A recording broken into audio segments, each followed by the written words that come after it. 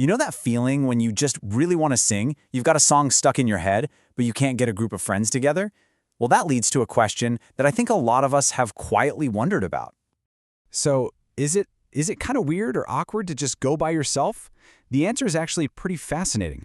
To really get it, we've got to go back in time and trace the story of how karaoke went from this big group thing to a perfect escape for the solo singer. All right, first things first. To understand why singing alone is so popular now, we have to look at its roots, back when singing was pretty much the exact opposite of a solo activity. See, way back when, especially in post-war Japan, singing wasn't about putting on a show. It was all about connection. It was something you did out in public, with other people, as a way to bond and feel like part of a community. And man, things took off fast. It all started with these cozy little singing cafes in the 50s and 60s. But the real spark was the invention of the first karaoke machine in the 70s. By the 1980s, that spark was a full-blown explosion. Those machines were everywhere, and singing with your friends or coworkers became a national pastime. And here's the thing you really gotta understand about early karaoke.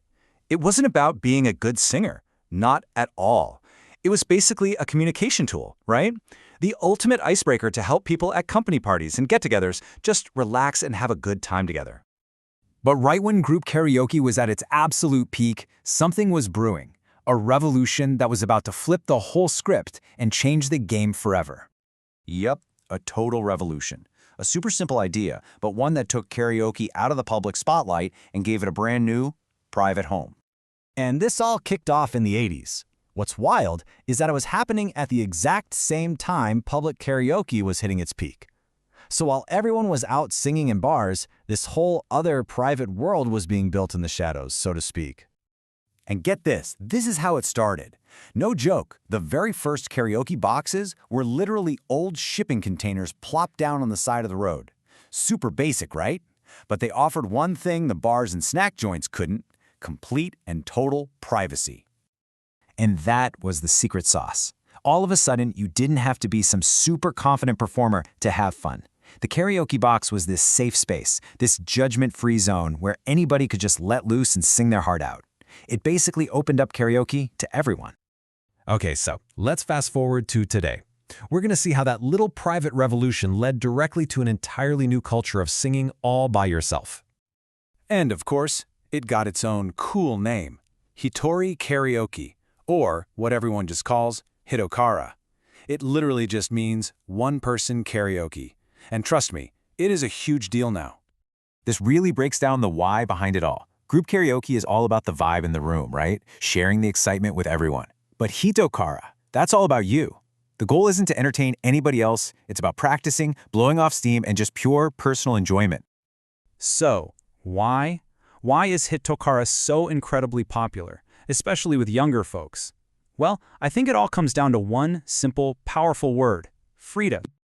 I mean, just think about it. No more waiting for your turn. No more pressure to pick a song that everybody else knows. You want to sing that one obscure B-side from your favorite artist 5 times in a row to nail that high note?